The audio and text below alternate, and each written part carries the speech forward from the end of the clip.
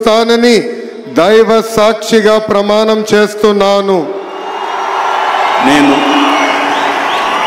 నారా లోకేష్ అనే నేను ఆంధ్రప్రదేశ్ రాష్ట్ర మంత్రిగా నా పరిశీలనకు వచ్చిన లేదా నాకు తెలియవచ్చిన ఏ విషయాన్ని నా కర్తవ్యాలను సక్రమంగా నిర్వహించేందుకు అవసరమైన మేరకు తప్ప ప్రత్యక్షంగా కానీ పరోక్షంగా కానీ ఏ వ్యక్తికి లేదా వ్యక్తులకు తెలియజేయనని లేదా వెల్లడించనని దైవ సాక్షిగా ప్రమాణం చేస్తున్నాను.